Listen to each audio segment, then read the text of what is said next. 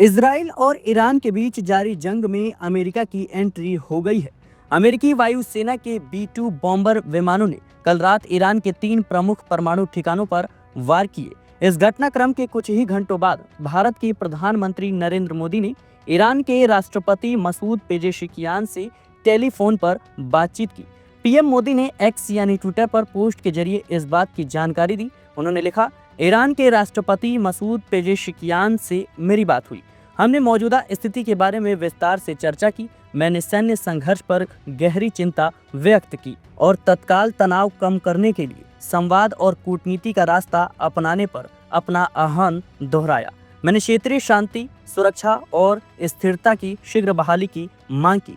ईरानी विदेश मंत्री Saeed Abbas Araghchi ने रविवार को ईरान के परमाणु प्रतिष्ठानों पर हवाई हमले करने के लिए अमेरिका की कड़ी निंदा की और इसे अंतर्राष्ट्रीय कानून, यूनाइटेड नेशन चार्टर्ड और परमाणु अप्रसार संधि का गंभीर उल्लंघन बताया। अराघची ने एक्स यानी ट्विटर पर पोस्ट किए गए एक कड़े शब्दों वाले बयान में संयुक्त राष्ट्र सुरक्षा परिषद के स्थायी सदस्य अमेरिका पर शांतिपूर्ण परमाणु प्रतिष्ठानों को निशाना बनाकर आपराधिक व्यवहार करने का आरोप लगाया।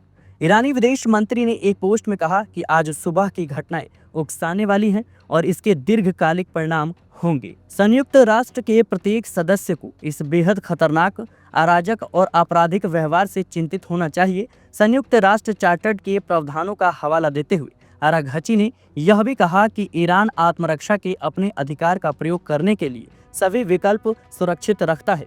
विदेश मंत्री के पोस्ट के कुछ ही क्षण बाद ईरान के विदेश मंत्रालय ने भी कड़ी निंदा करते हुए अपनी संप्रभुता पर सीधा हमला बताया और संयुक्त राष्ट्र सुरक्षा परिषद और अंतर्राष्ट्रीय परमाणु ऊर्जा एजेंसी से तत्काल कार्रवाई करने का आह्वान किया। आपको बता दें दर्शकों कि इसके बाद ईरान ने ऐलान किया कि वह अपनी संप्रभुता की रक्षा के लिए पूरी ताकत से जवाब देगा। इसके साथ ही IAEA की आलोचना और आरोप लगाया कि यह संस्था युद्ध भड़काने वालों का पक्ष लेती है।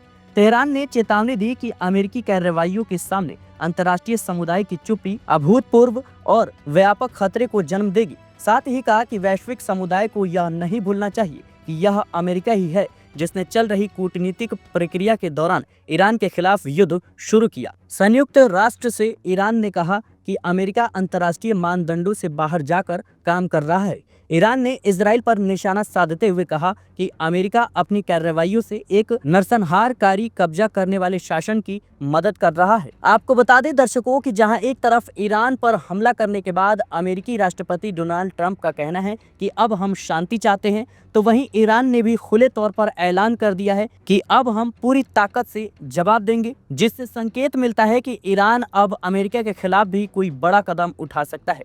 Bureau report, media 24/7 Delhi.